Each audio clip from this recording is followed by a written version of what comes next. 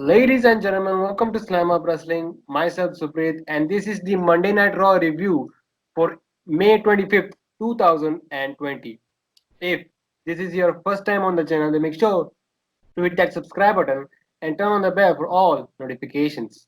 We here in Slamhub Wrestling cover all pro wrestling related stuff, including reviews for Raw, SmackDown, NXT, AEW Dynamite, and New Japan as well.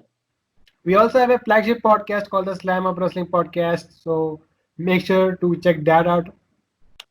So I'm joined by with my partner in crime, Darren McClearly, aka D Money. What's up, D?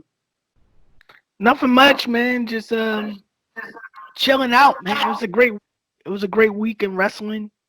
Um, some good things, some bad things, some very bad things, and yeah. Even me, I'm still recovering from that double or nothing hangover.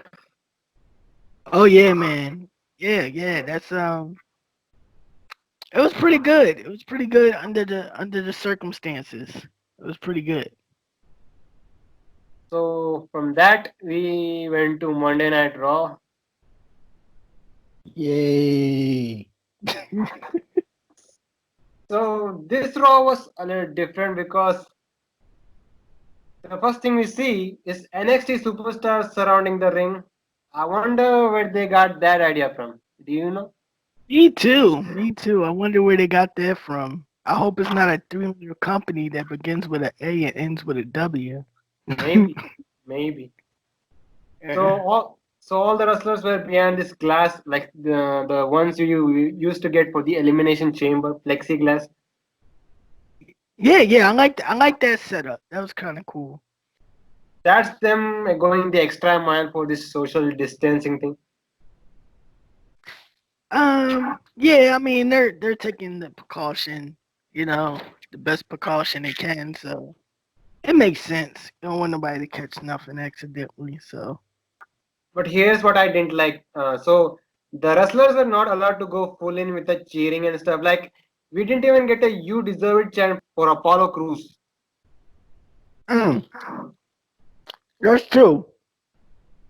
Did you feel the same way? Like they are being forced to cheer or boo? Yeah, and it makes it kind of like corny because you can tell that it's not organic. You know, I think they should like leave them alone and let them cheer for who they want to cheer. At least it gives it more realism to it. You know. So let's talk about the first segment of the show. That was the Kevin Owens show with special guest Asuka. Asuka was still happy for Becky Lynch, and we get a cheap plug for Becky's new T-shirt. Before Asuka would speak, Charlotte Flair interrupts. Owens picked up a feather from Flair's coat and handed to her. Flair, Flair then trash talks Asuka, saying the Raw Women's Championship was just handed to her, and then she bragged about beating Asuka's streak. She says the title should have been handed to her instead. Natalia comes out and Owens quickly gets rid of the set by himself for safety measures.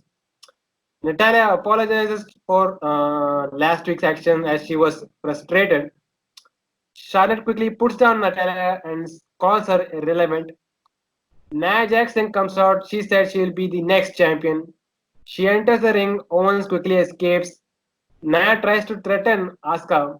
Owens was outside, said to Asuka, "Whatever you do, don't hit Nia in the face." But Asuka didn't listen and she went for it.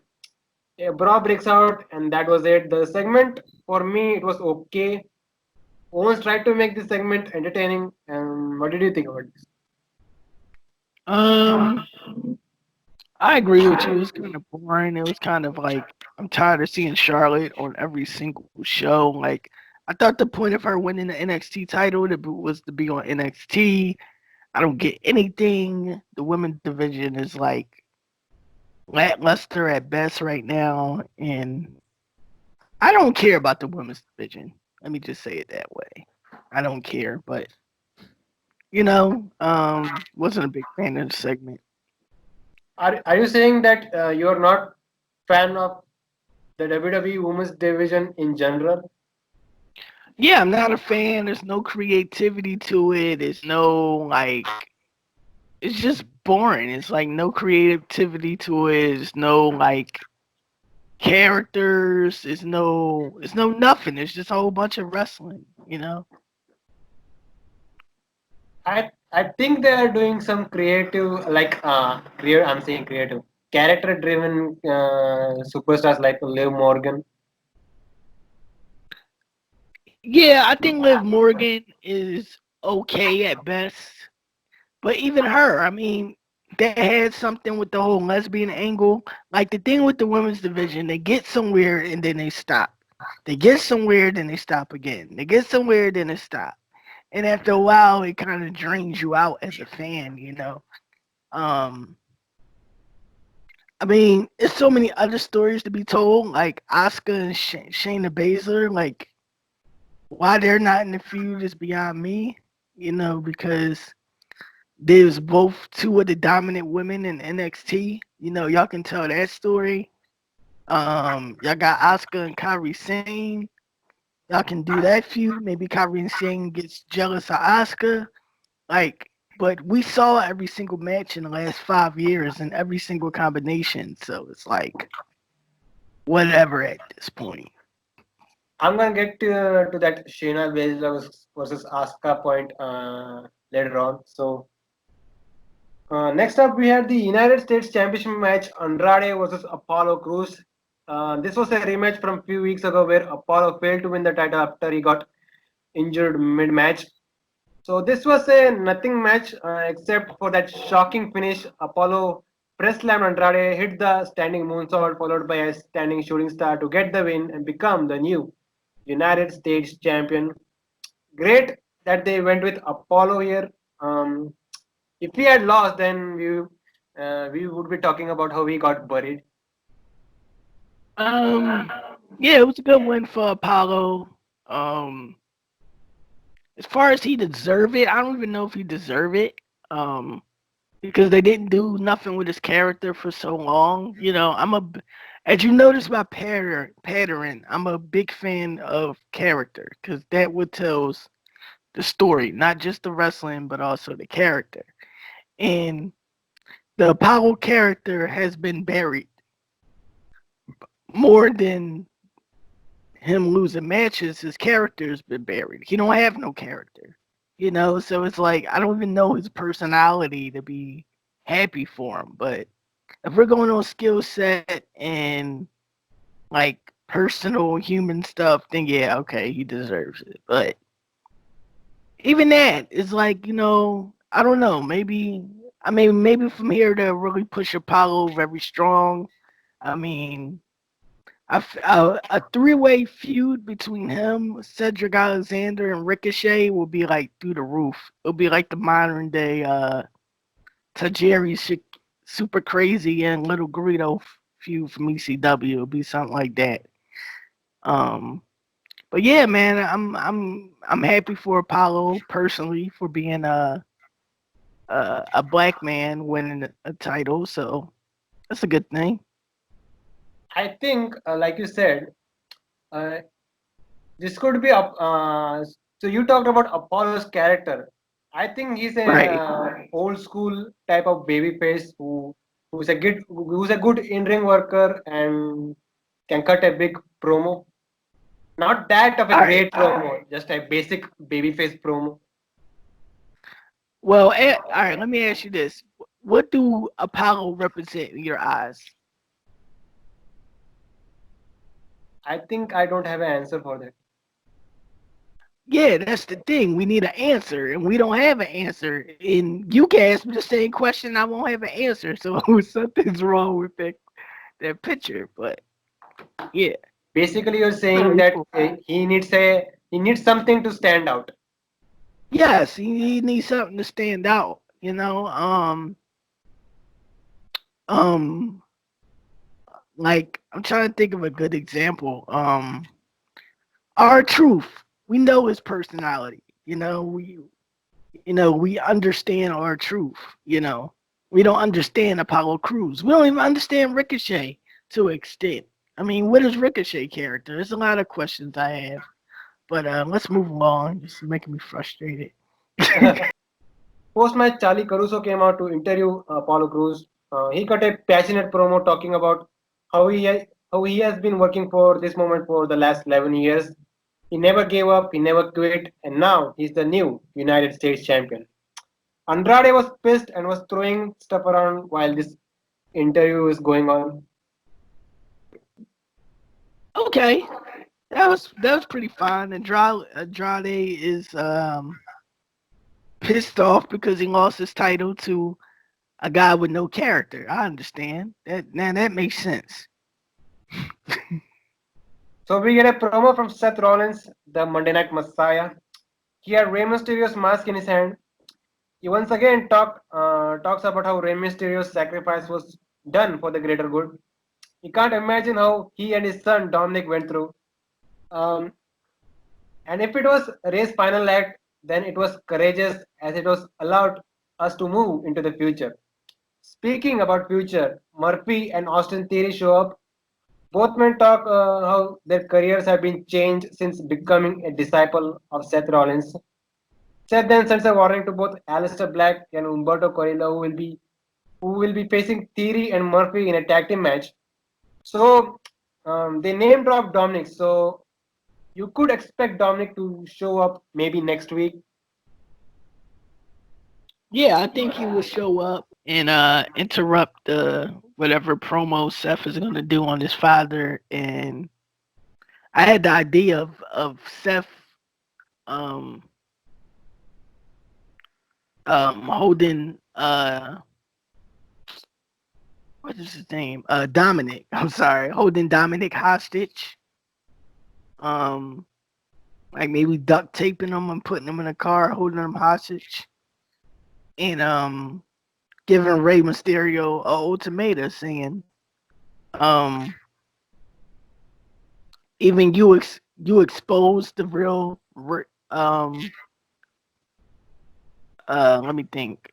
Um, oh, how did it go? I'm trying to think. Oh, there was it go.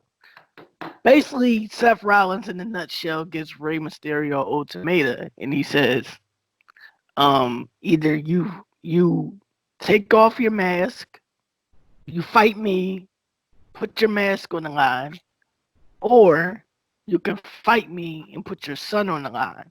And if you lose, your son becomes part of the Monday Night Messiah. So here's my fantasy booking. Let me hear it. Remember years ago when Undertaker was in the Ministry of Darkness, he kidnapped Oh Stone my Cold Steve gosh. Austin. That's Oh, that's that's what I was about to. That's what I had in my head. Like three earlier today, I had that same thing in my head, and that's why I kept stumbling because I was trying to figure out. I was like, that wasn't it, but I need to hurry up and get to the point. But yeah, go ahead. I'm sorry, but yeah, go ahead. yeah. Do some. Basically, Undertaker was about to sacrifice Stone Cold by piercing his heart or something. Yeah, So do some angle like that. yeah, that'll be cool.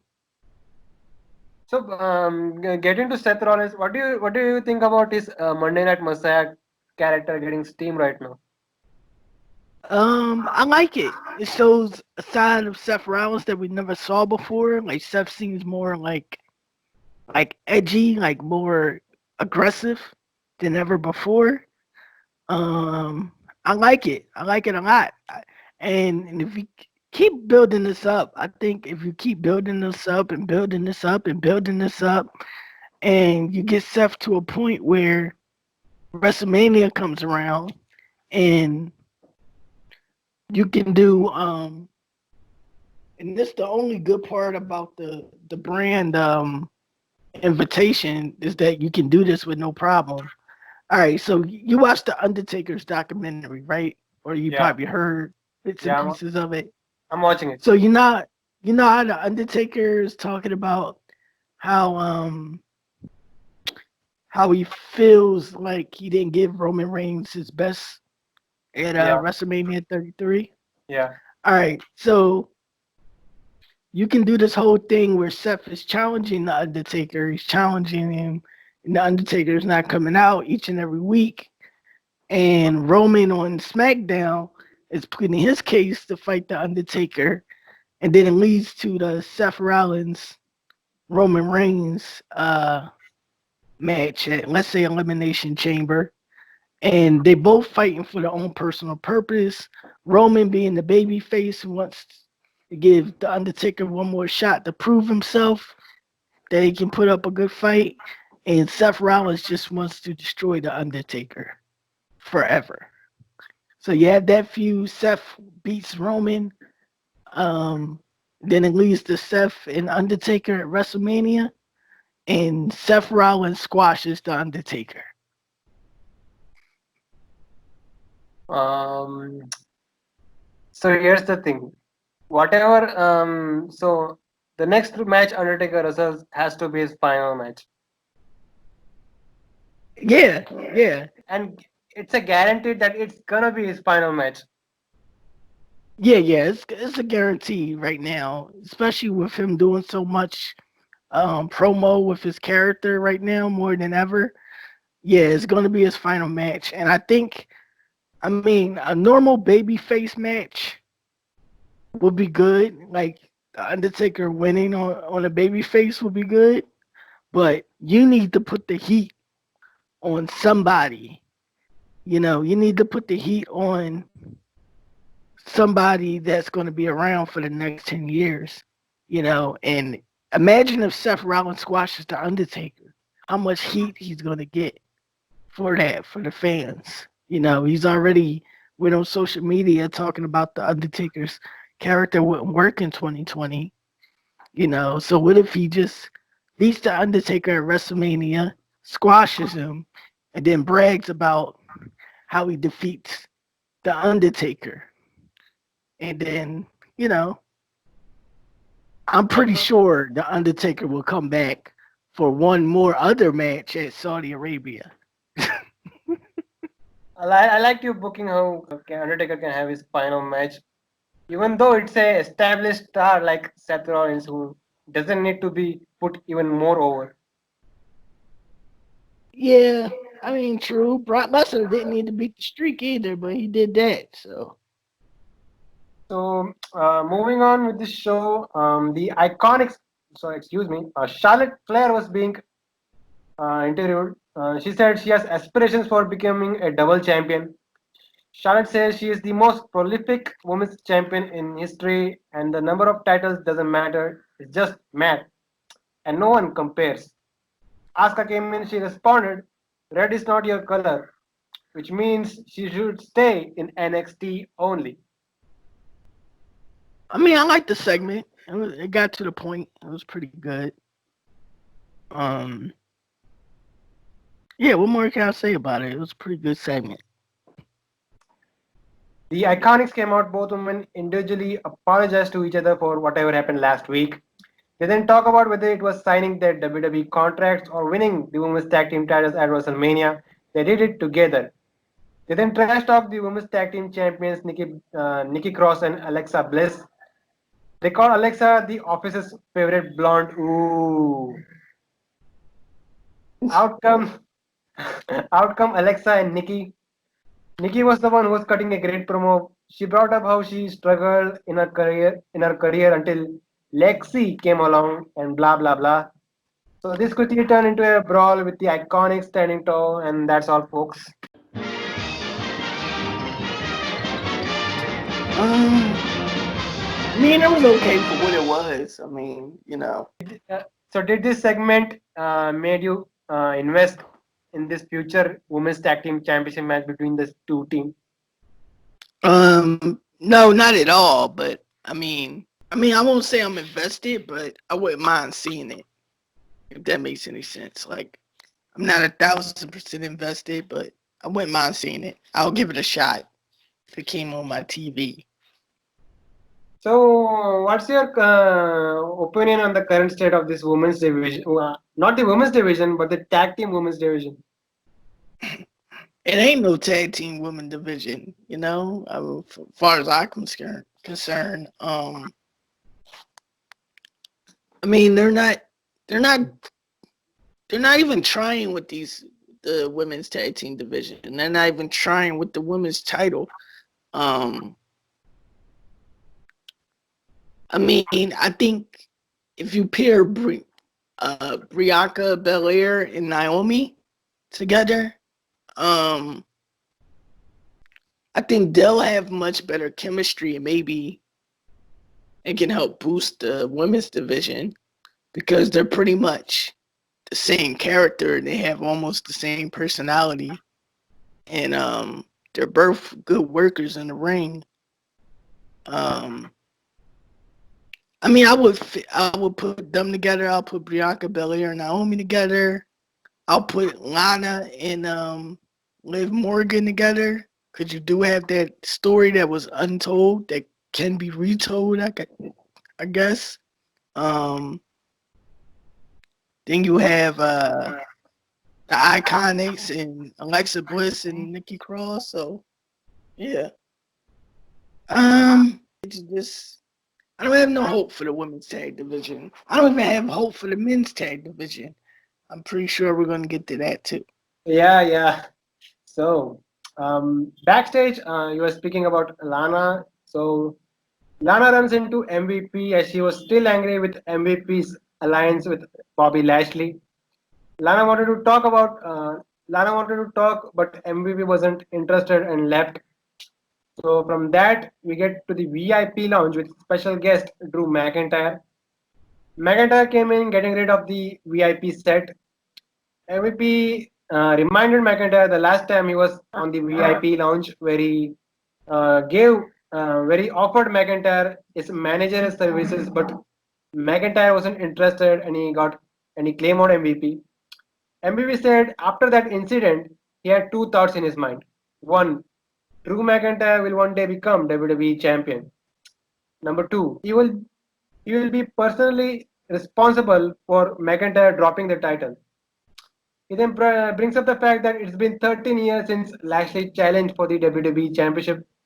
McIntyre responded it took him 19 years to challenge for the WWE championship, and he won it by beating Brock Lesnar. McIntyre explained that he doesn't want anybody's managerial services, including you, because he isn't interested in kissing MVP's ass. He agreed with Lashley's comments from last week that the only way you can take the title from him is to rip it from his cold dead hands, to which MVP said that can be arranged. Bobby Lashley came out as MVP was giving him a big introduction, but he was claymore by McIntyre. Lashley pulled out MVP, and that was it. In my opinion, a great segment. Loved how they brought up stuff that happened 3 months ago and added it here. And by the way, MVP is a great manager. The guy can talk. Yeah, MVP is a good manager. I like them too as a unit. Um, I mean the feud is okay. Like let me not go there. I could like get. I just think they got so much short time to build this feud up. Even though when we get to it, they did a good job of building the feud up. But I just think they could have built it up much better.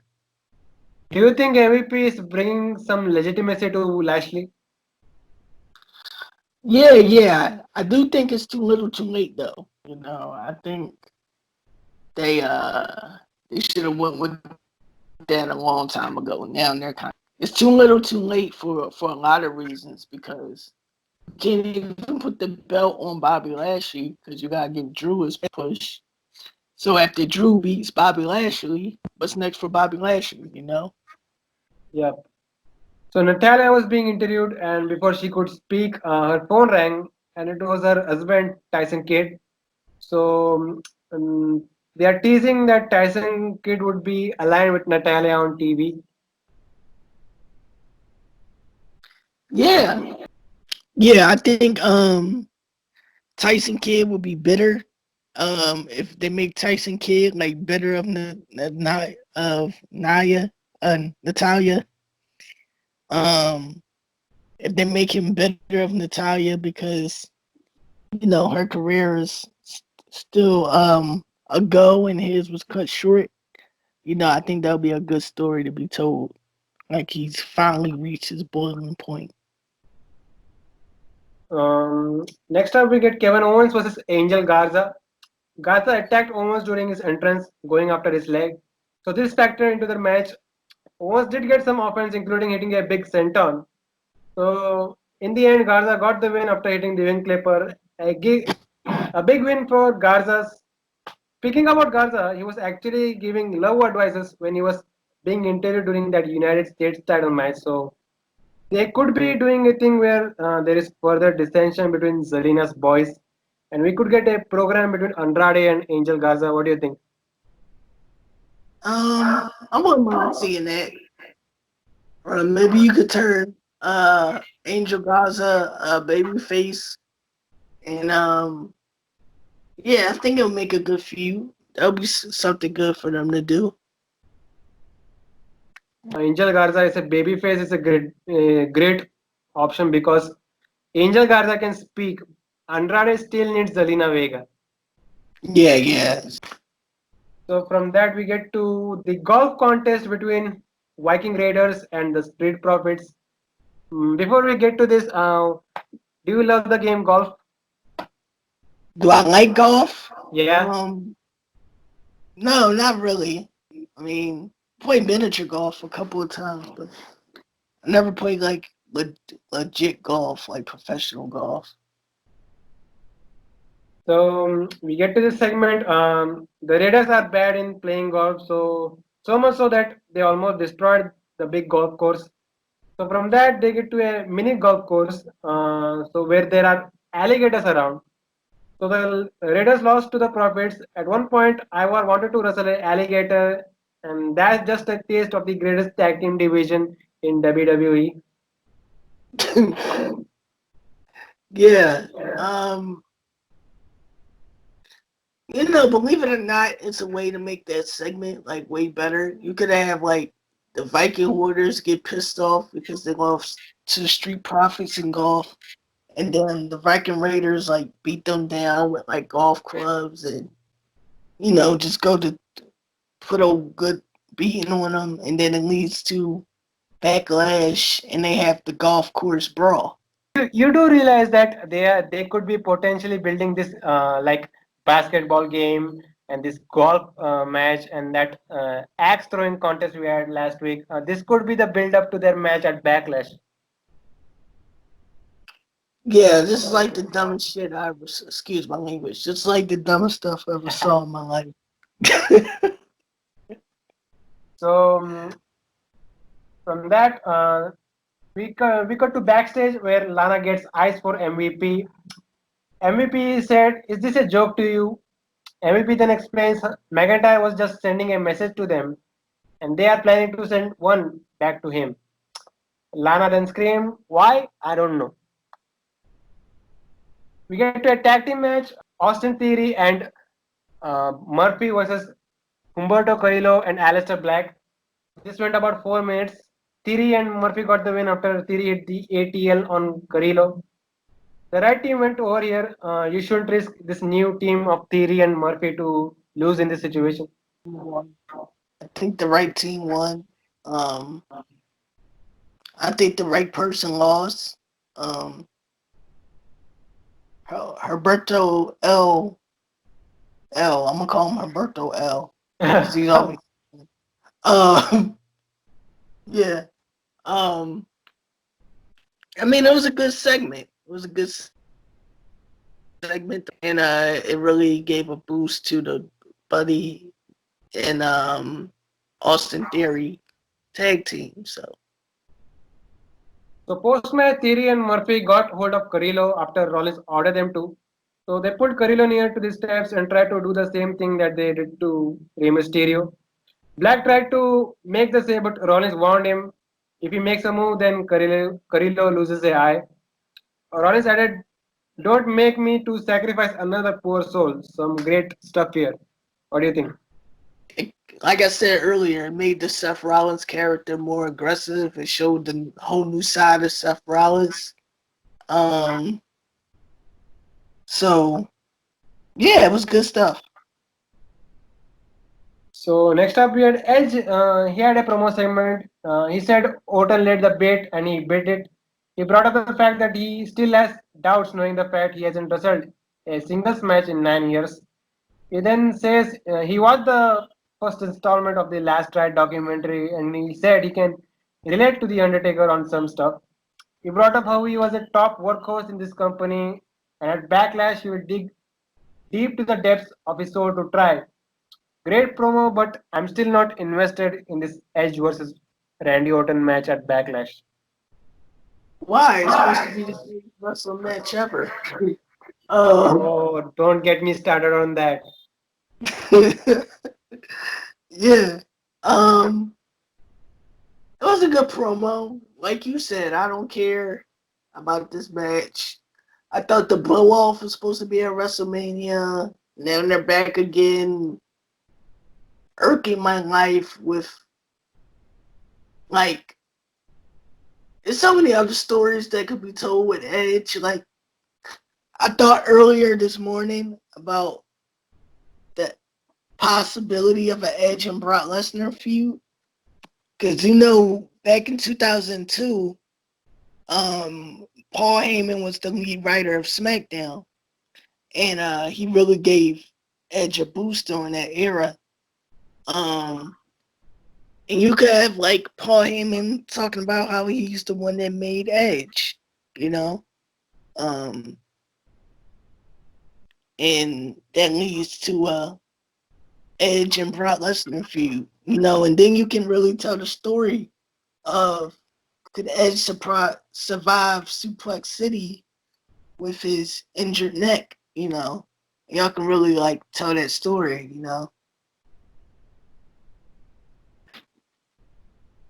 So, Street Profits and Viking Raiders again, they were having an argument in the backstage. So, apparently, their short Olympics will continue next week in a bowling contest. So, after that, MVP and Lashley came in. MVP buries the Profits for playing golf rather than being champions. The Profits mock MVP for getting claymored by McIntyre. MVP had heard enough and challenges them to a tag team match in the main event. So from that, we get to Charlotte Flair versus Nia Jax versus Natalia in a triple threat match. Winner gets a shot at the Raw Women's Championship at Backlash. So this went 15 minutes. The match was okay for me, and that's the only compliment that I will give this match. Asuka, who was on commentary, became the main attention here with her priceless reaction. So there was a big spot in this match where Natty and Charlotte double powerbomb Nia Jax through the table. Final parts of the match saw Charlotte locking in the figure eight on Natalia. Nia came in with a big leg drop on Charlotte and a Samoan drop on Natalia to get the win. So what did you think about this match? It was good for what it was. I mean, I didn't get nobody over, but Nia won. The right person won. So yeah, I think this is a waste of a match because if Nia was going to be the obvious winner, so in that case they shouldn't have teased it last week. What do you think? yeah. They should have just did it last week if that was the case. Start building for last week. But WWE always have to give opportunities to the same people that had opportunities. I mean, Natalia had the same opportunities for 15 years. So, whatever. We get promo segments from both R-Truth and Rob Gronkowski talking about the 24/7 championship. So WWE trying to make this title relevant again. Um, I don't think nobody cares about the 24/7 title. So, yeah. I have nothing to say about this segment, but just a waste of airtime. So Ric Flair showed up talking about Edge versus Randy Orton. He said WWE reached out to him and asked him the outcome of this quote-unquote greatest wrestling match ever. He said he's going with his buddy Randy Orton and called him the greatest wrestler of this modern era. Talk about shoving this greatest wrestling match tag through everybody's throats. Holy shit.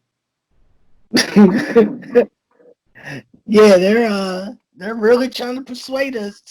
This is going to be the greatest wrestling match ever. I mean, look out, Omega Okada. Orton and Edge is coming for your spot. Um, Liv Morgan had a promo segment.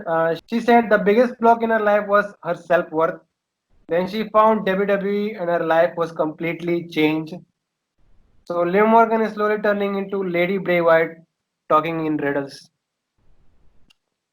Yeah, I don't care about Liv Morgan. I stopped caring once they strapped the whole lesbian angle.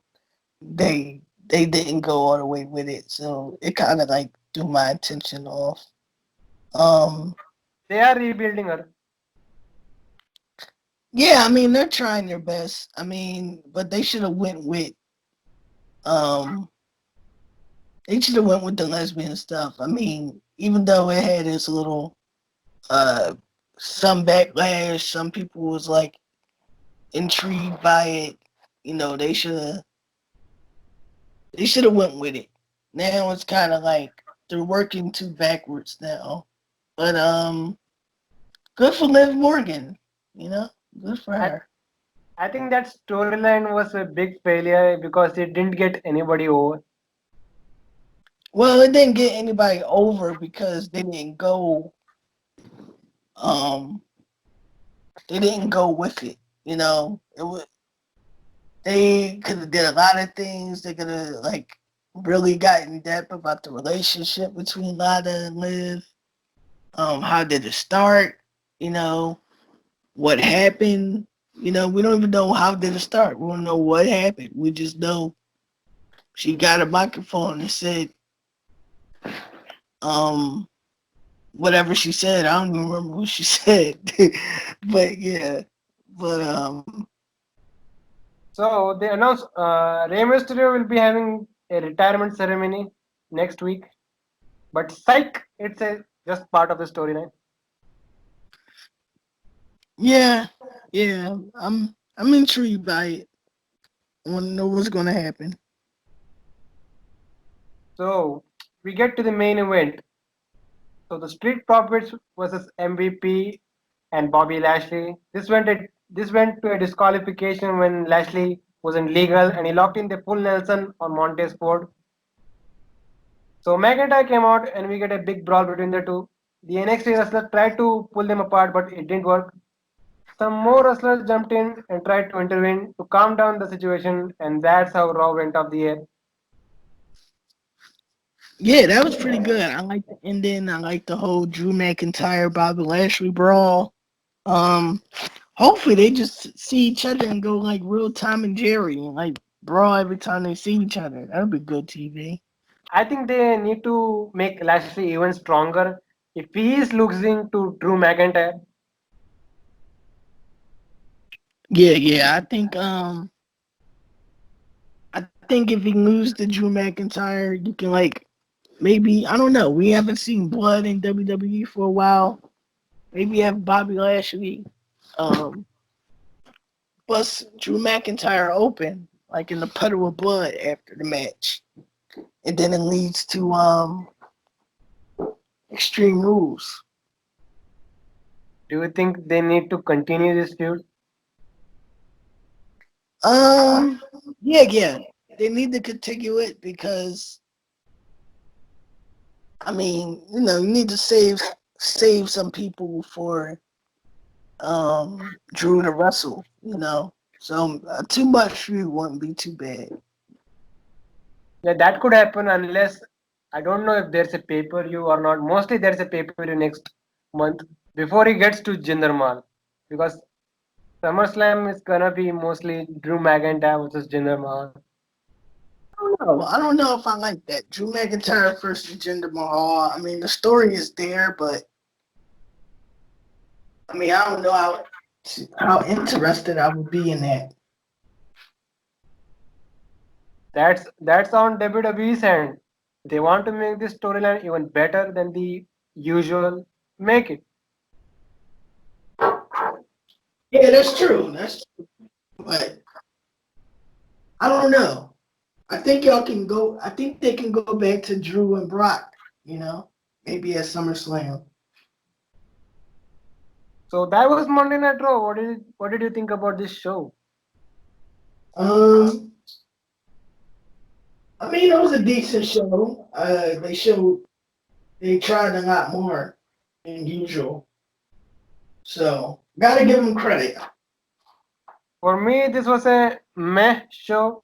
The only positive was the involvement of fans, which has some criticism as well. Hope they improve it in the coming weeks. So yeah, that was Raw. Yay! So before we go, where can these guys find you? You can find me on Facebook at Daryl McCleary, Instagram at Will It Be the Gang, and Twitter at D.Money. You can find Slamhub Wrestling on Twitter at SlamhubW, Instagram at Slamhub Wrestling. Our podcast and reviews are mainly audio based. And if you don't want your YouTube app running for that, then you can catch Slamhub Wrestling on Anchor and Spotify as well. So this was the Monday Night Raw review, and we'll see you guys next time. Peace.